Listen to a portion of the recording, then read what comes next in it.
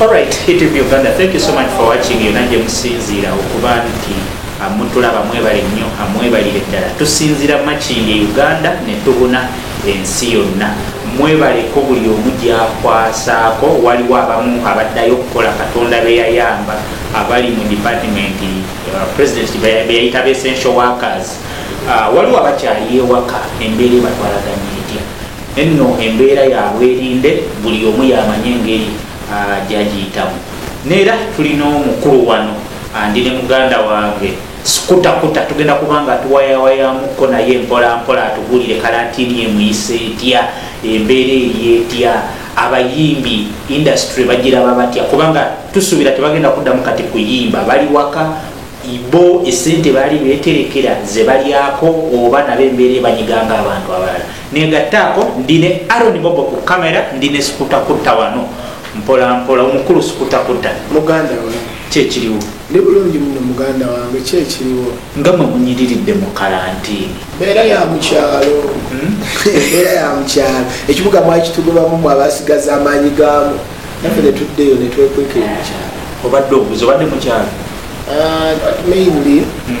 naye nga just mbaddeko mu kifo ekimu ekiri safe wekwekako eyo nowona ku mabanja nowona ku masimu so Skutakuta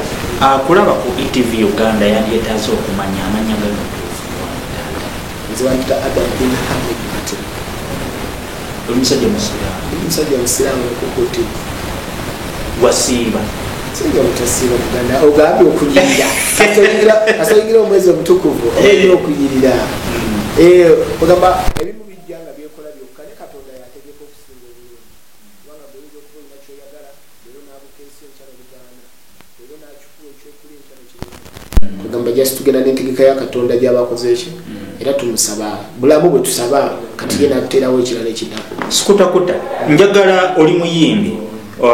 aludde mu industry ng'ojja oyimba njagala tutunuulire embeera abayimbi gye bayitamu kati embeera eno eya lockdown nti okuva ku muntu yenna buli munnayuganda kyamukosa naye ate bw'ogatta ku industry ey'abannabitone omuli abazannyi ba firimu bannakatemba abayimbi ba komediani babivulu promota okuva mu gwokusatu ndowooza yasemba okukola concert yali Sindi yeyaggalawo era olwavawo bwati ne lockdown muganda wange tekibadde kyangu olaba embeera eno gye tulimu si nyangu era kyova olaba oba okyasobola okuvaayo n'onywa ku kikopo ky'amazzi ekirimu sukaali webaza Katonda oyise engalo maaso kubanga embeera si nnungi fe abayimbi abamu twalinga tukola mmere ya leero ogamba nti leero nja kuyita wali of course nja kufunayo kano wano leero nja kufunayo kano naye embeera yatuuka nga tetwetegese tetumanyi kiddako kugamba ekintu ekyatugwira kyasaanikira omulimu gwaffe oba okitegeera kati ne tufuna okunyigirizibwa ne tufuna okutuntuzibwa mu bwongo ofuna tocha kungulu ne munda kati tocha gye tuliko lwakuba nti munaye tubadde so lucky mu nsi yaffe wano nti Katonda tubadde tumusabye ng'era atuwuliriramu okugamba kyetusaba nakyakituwa kubanga tusabye obulamu ati si obulamu akyakoze eki tugezaako muganda wange mpolampola naye nga lockdown eno tebadde nyangu era tetenaba kubeera nyangu n'omulundi n'ogumu wadde batukirizzaamu okutambulamu naye n'otambula n'otuukako nga wenzize wano kola amawulire n'ate enkya ekyokulya nekikola ki kwegamba yembeera gye tulinamu gye tuyitamu mpolampola bwe tutyo muganda so namwe obulamu bwakuteebereza okusingawo nnyo kubanga ate kati ffe tulina nebitulabirira obeera ne famire ng'olina okufa ku bantu abalala abatali ggwe omusajja osobola okubeerawo mu mbeera nekunyiga oluusi n'okaabira mu kisenge kyo ng'oli wekka nate woba oyina gw'olabirira omulala toye tojja munyumiza nti embeera yakyuka bweti alina okubeerawo ng'asavaivinga so abatulabe balina engeri gye balabamu abayimbi babatwala nga ba celebrity abantu ab'enjawulo balina ebintu eby'enjawulo bye babasuubiramu emyezi gino gikunuukiriza kuwera 3 gye tumaze mu mbeera eno batusibidde waka embeera ebayisizza etya kuba mmwe batera balabirako ssente naye kati embeera ebaddewo nti tewabaddeewo mbeera ne mutuuka okweyambula obwa serebu osobola okukwatagana n'abantu ba bulijjo obeere ng'omuntu wa bulijjo kati twasooka ne tufuna omanyi ne bwenkugambye nti mbadde somewhere safe yinza okuba mbadde sikyasobola kwatiikirizaawo ne mbagaa nti waye ndi wano kubanga babawagiza ate bo tebakimanyi nti nabo batoyina kwegamba buli webamanya nti kati oyo ayingidde awo nga nabo basiima nga bagamba waye tuwe ku mmere tufa naye ate nga tebasoose kumanya nti gweoyina oba toyina ebintu ebinga ebyenjawulo ebisookerwako kati nga nze golaba nayina club ng'ekola like okuva Monday paka Monday ebintu byonna ebirala ebisinga ebyali bireeta sente nga byetolera ku masanyu masanyu ne bagaggala which means walina club naawe ng'oyimba kale kankuwa example oyina delivery company oyina club gyo maintaininga byonna bitambulira kuki kati delivery company bintu byavanga bweru nga biyingira bugwanga ekisawe ne bakisiba club ne bagiggala abantu gye balina okujja okukyakalira omuziki ne baguggala yonna source of income yali eyingira nekola ki tokyayimba tokyakola ki egyemirimu gyonna gyala bagikoze kati obaonofunawo so kino kitegeeza ki eri music fraternity oba entertainment fraternity mwe bannabitone okusomoozebwa ki ekiddako kubanga okusinziira ku mawulire agaliwo ne mu nsi endala oyinza okulaba nti tuyinza obutaddamu kufuna kuŋŋaanyiro ly'abantu paka nga mu Desemba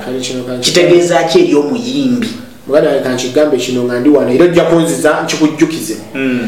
period eno gye tulimu ogiraba tegenda kuleka abantu nga kikimu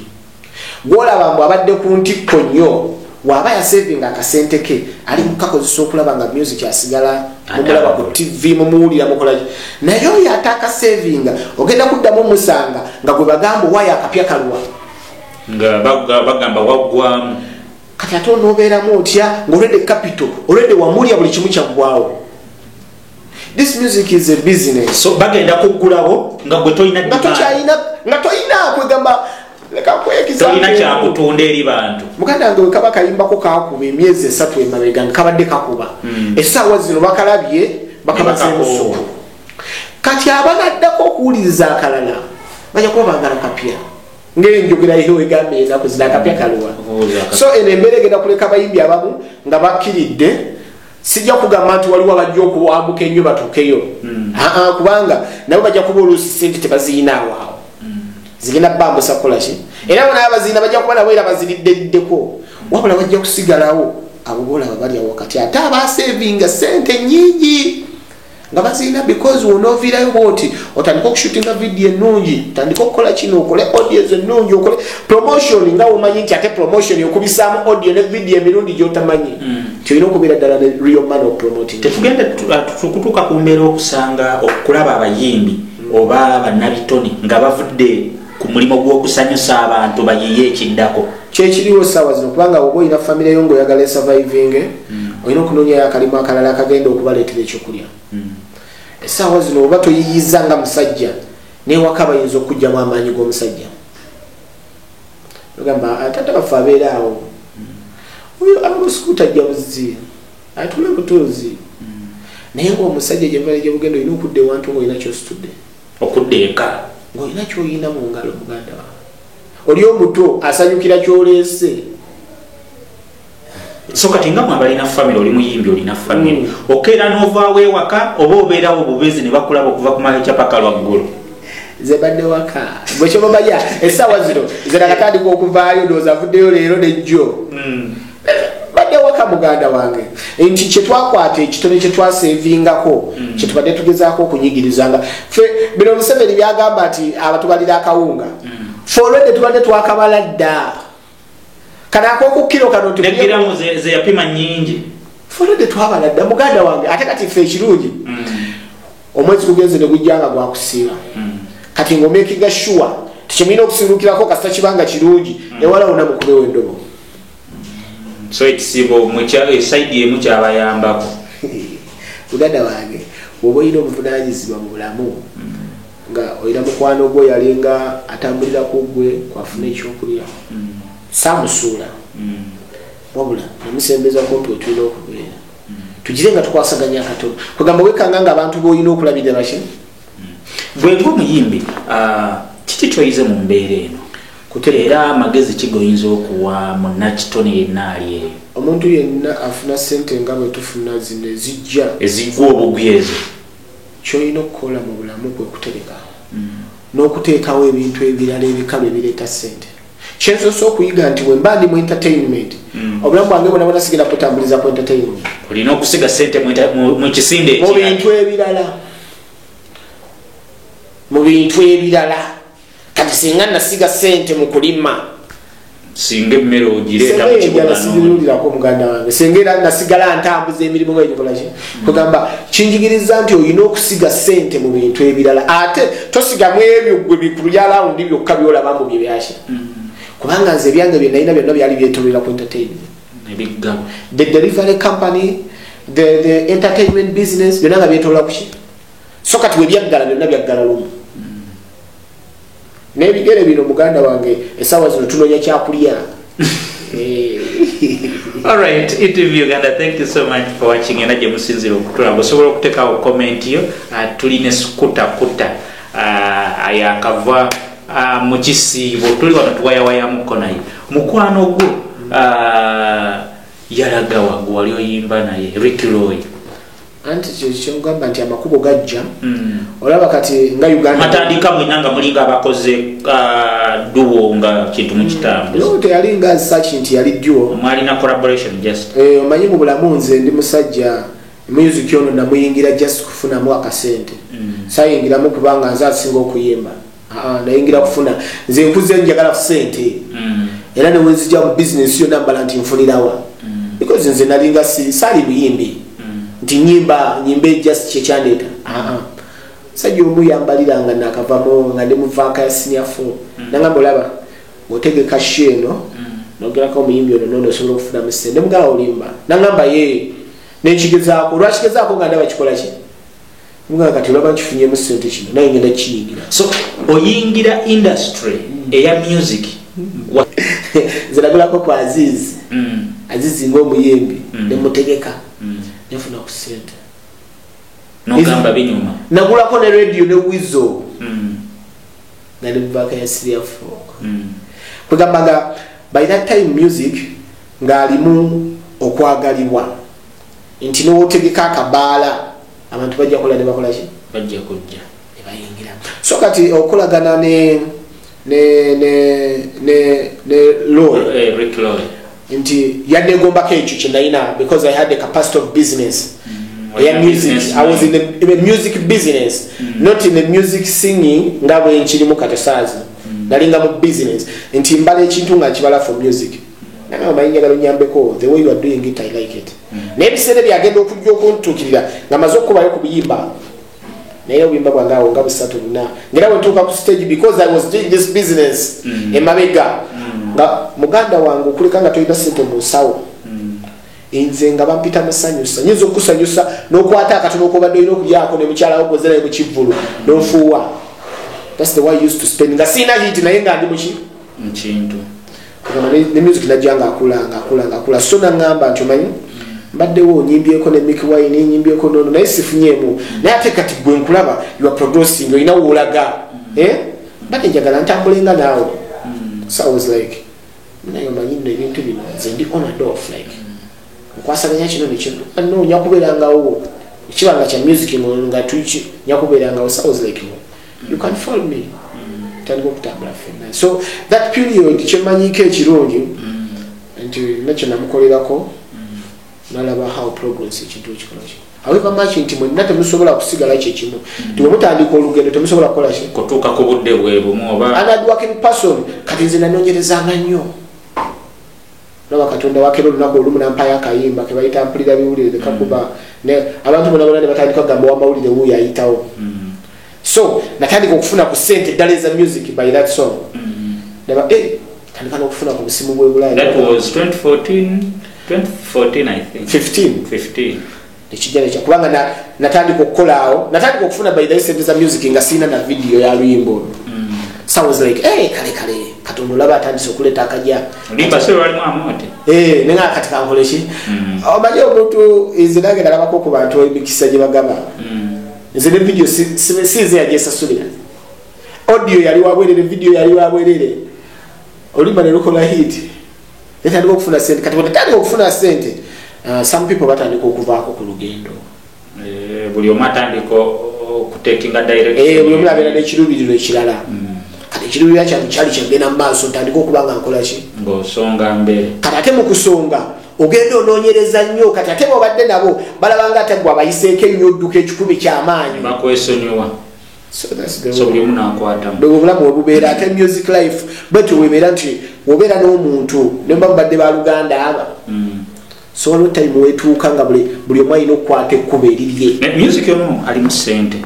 abayimbi abamu bagamba tuyimbye abamu bayimbidde emyaka naye nga they have nothing to show abamu babaddemu akaseera katono nnyo but balina bingi bye balaga what could be the problem nze kyenyinza okunyumiza nti ene business erimu ssente naye ogikutuuka kubanga nze olaba essaawa zino kugambye nti senga nali nateeka sente mu bintu ebirala nali badde sikaawe nti naye nkaaba because buli kyange kyonna nali kitadde mu music because nze music mulabanga business nyinza okuba nti essaawa ezo you don't have a big song right now naye nga ate olyako music muganda ngeze essaawa zino okyalyako music why kugambye ebba okubeera ngaolina ebbaala music yeyotolera muki company gyenina eya penaw era abaclient abasinga bonna because I'm the first value bajja mu company gamanyi oyo skuta tasobola kukola ki tasobola tubba penaw ekolete it's a delivery company whereby abali bulaya omanye twafuna okusomezebwa kungi wane Uganda nti baganda bafa abangi bagenda okunoonya ekikumi bulaya bwe bagenda bulaya ne baleke na abenganda mikwano gyabe biki ne babateekamu trust nti basobola okubakupigira sente zaabwe basobola okubaterekera ebintu byabwe basobola okubaweereza ebintu byabwe ne bituuka ku bantu mu research gye nali mu process eyo nebibeera nga ebintu tebituuka nga n'oli akiwa taata we amuweereza taata we sente nga naye mbakigira sente zange ezo nosanga nga taata we yali adda ki so nga talina buvunaanyizibwa obwo so we start like a team netukola ki netukola company whereby nti people abali eri basobola okusindika ebintu byabwe ne bituuka ku bantu bennyininyini be baagala n'obujulizi nga ate tewali nawadde ekikwatiddwako so the company came netugenda nga tugenda tugigaziya netuuka neyingira ne mu real estates tesobola okugoverninga ebizimbe by'abantu abo. So right now which countries do you operate in? No, to operating ddala kati olaba ng'ensi ezijjudde mu Bannayuganda Zobuwalabu, Qatar, South Africa this is the connection we are having nti tetulina major offices ziri but we have abantu betukoleddeko abatuconnectinga ku bantu tulina ku mutimbagano so okuva nga bwe kizze netukitusawo kyagala netugoverninga like properties z'abantu enyumba z'abapangisa estates there is a new wave which has come in the music industry abayimbi bali divided one because of their political values political mind abamu buli omu abasinga abayimbi balaga dda we bagwa abamu ba NRM abamu ba people power FDC tetukyabawulira nnyo n'ebisinde biri bibiri controversy eri wakati abawagira Bobi Wine abawagira NRM ya President Museveni gwogwawa no anti olaba first stage naso kunyumiza nti ze nayingira mu kino ekintu business wise nze di businessman era ne wetuuka wali eri olina ngamba nti omanyi oyo muyimbi ngamba ya ndi muyimbi naye am business in this kyonteekamu lwakuba nti ebyobufuzi sibiwa nnyo maanyi gange nnyo okugoberera bintu bya bufuzi nnyo naye nga kyemmanyi nti nze nkolagana n'abantu bonna because I'm doing business. This is a service I'm providing to every person oba wa kabira ki oba wa kala ki oba wa kisinde ki for me when is a service njikuwa azini nga bw'ogyetaaga naye bw'onsima okunyingira munda kugamba naye ebyobufuzi sikola ki sibiri mu nnyo because no ndi musajja anoonya akawogo ak'okulya so natandika okwata amanyi gange gonna ngazze mu byobufuzi nyinza okulemererwa okufuna ekyokulya simanyi nnyo okukola campaign ezo za byabufuzi. Do you support embeera eriwo nga bw'olaba kino tekitandise leero ne bw'otunuulira history waffe waliyo ababadde bava mu bibiina UPC najja mu NRM owa DP n'asala eddiiro naye nga basala busazi kya bulijjo naye right now waliwo embeera mu ggwanga nti abantu bakulowooleza ne bagamba sukuta alina kuwagira kino singa owagira abantu kye balowooza kyotaali wagidde awo nga bagenda kuvuma no olaba essaawa zino nga nze bondaba essaawa zino bale siri nnyo nti essaawa zino ojja kumbala nti mu bantu benali nkozeeko nabo bizinesi waliwo abayimbi mikwano gyange waliwo n'abayimbi nga bampulira nange mbawulira buulizi like nga we have never been so close, we have never done business like that so kati oli wanakera ku makya nansanga naye ajja gamba nti walabika wano waliwo engeri endala naye wonokera ku makya nosanga like these big artists nga wonolaba Bobby Wine nga wonolaba Kenzo, like some of those guys nti I've done business with them one on one like this kati gonsanga ne Bobby Wine kiyinza okuba sikyabi wa bufuzi naye ng'osanze mu business ne Bobby Wine akitegera because he's a businessman so wonosanga ne Bebe Cool because I've never done business with him oyinza okundowoleza ekintu ekirala kitegera so waliwo process touch nti nomuntu yenna kyali badde ayagala okukola ng'olina abantu abakuli emabega it's okunoonyeza abantu abo ekyokulya n'okubeera nga babeerawo bulungi owagira ekyabayimbi okubibwa obucupa ku stage olw'endowooza yaabwe no sikiwagira naye ate ekyo kijja kwapeninga as long as life goes on lwansonga nti olaba ng'essaawa zino abawagizi bayiga okwawula ayimba asaaga n'ababuzaabuza ayimba asaaga n'ababuzaabuza nti omuyimbi ayimba yali abawagizi bo bennyini bayiga music ekitegeera nti ojjango basaagirako gamba ona ojjango balimba kakati bwe bakuba obucupa bebaliwa kwegamba ezo ziyinza okubanjawukana mu kisinziira ng'ebyo ebizze byenkumenyedde basaaga balimba kati abantu ne bagamba kwata genda ebintu by'obulamu byawukana jjejjejjo musimulo baze kyentera okugamba abantu because I know I've seen some good guys of mine bebakubye obucupa naye kimukubiza obucupa kiri kimu wonywerera ku mazima like when you stick to the truth muganda yange terino mwayinza kukuba akacupa nze wemba kugambye nnoonya kyakulya ndi mukunoonya kyakulya mundeke kati banakubirawo obucupa naye kwe kasito taliko okubuzaabuza abantu ate nnoonya kyakulya ate bannaye nnoonya ekyokwambala tosobola kumikisinga bintu byonna mulundi gumu salawo kimu yes be open beera open kiringa abakazi bagala babuzaabuza gwoba olwiri oyagadde omwana abendi mugaye nti omanyi kwagalako kino nekino nekino era nange nsobola okukolera kino nekino nonjagala then asobola okugala nti nyakwagala kati bibyo byobufuzi oli musajja muganda of course right now tubaddewo ne controversy eriwo omukulu w'omu omututumufu Frank Gashumba Katikkiro mabegako alina obubaka bwe yayisa yali ayogera ku myaka gye omusanvu ng'abuze emyaka gye omusanvu ng'akutte eddamula nga ye Katikkiro wa Buganda munnamateeka omutendeke Charles Peter Mayiga alina ebigambo bye yayogera newankubadde teyayatuukiriza amannya naye omukulu Frank Gashumba n'abinterpreting nti yali ayogera ku ye n'avaayo alina bingi bye yayogera tetujja kubiddamu naye abantu bangi baavaayo ne bakivumirira abamu ne bamuwagira gwe ng'omusajja omuganda standi ye eri ku ki no kati omayinzi nze nkuze ne mama wange omukyala yankuzizza omukyala yanjigiriza ekintu kimu nti omuntu ow'ekitiibwa ate ekitiibwa ekitali kino kitiibwatiibwa wabula omuntu nga ow'ekitiibwa bakyakulabirako mu community oba mu ggwanga nti gwe omuntu omulala yenna newooba oyagala kumusonga kintu kyonna noba oyagala musongamu olugalo bwoti ate sirufunyeewo bwoti olukole bwoti oleme kusonga muw'ekitiibwa muganda yange kankuddemu igwe nange nze nakula nti wemba mubuuza nemenyako kiraga ekitiibwa nti ono gwolaba ono mukulu okukola ki okunsinga nze tosobola kunsanga nga bwendi wano ne musajja kwegamba omuntu kwasobola okwegomba n'agamba ekyo kyekyokulya kyenzi gyokulya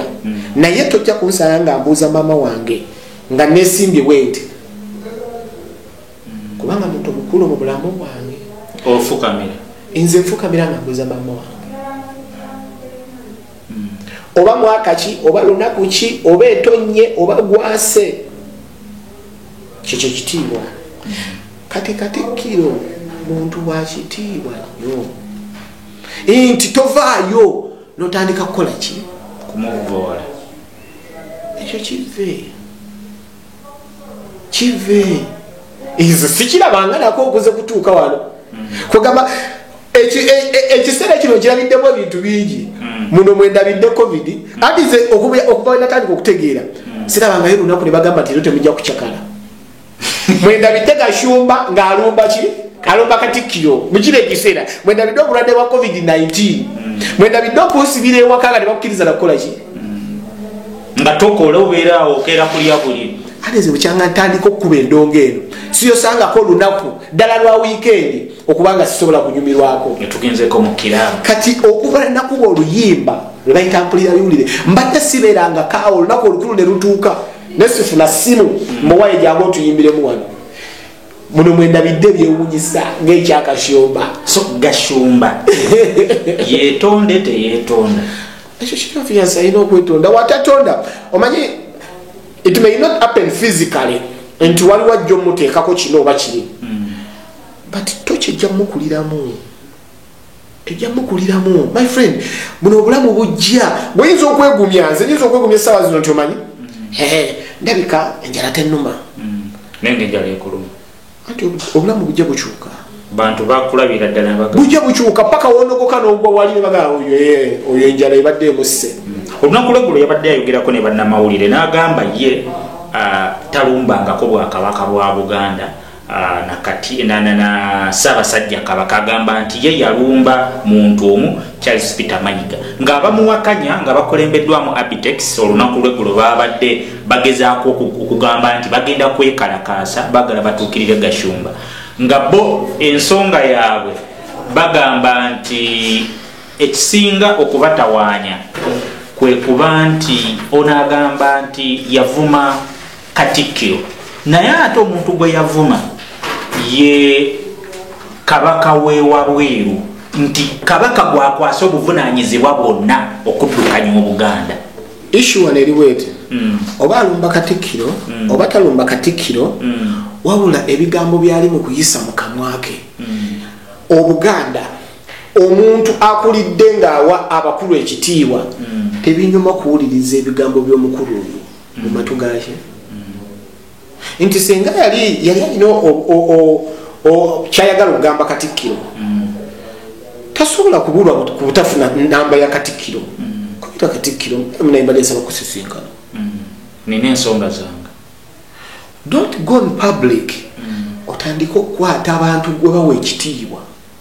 abantu bamuyita owekitiibwa Charles Peter Mayiga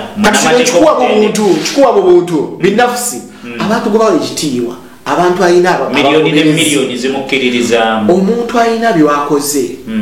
ng'eri waliyo jjajja wange mukyala asima nagaha kabaka yatuwa Katikkiro sajja oyo akoze kino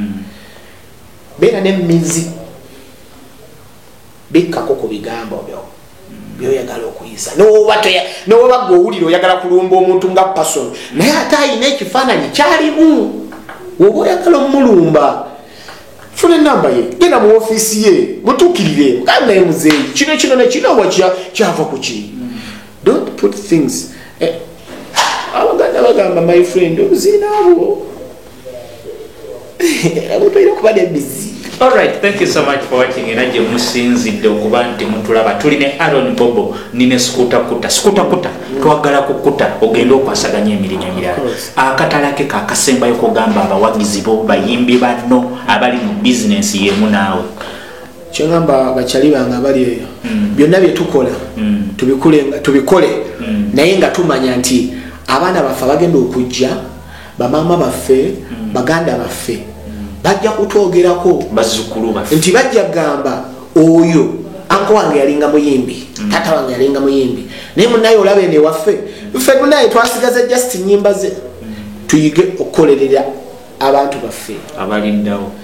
tukolerera bino byetukola byetubonaabona byebatukubira engalo fine, this is a film we are having right now. Naye ate abajje mabega waffe ku migongo gyaffe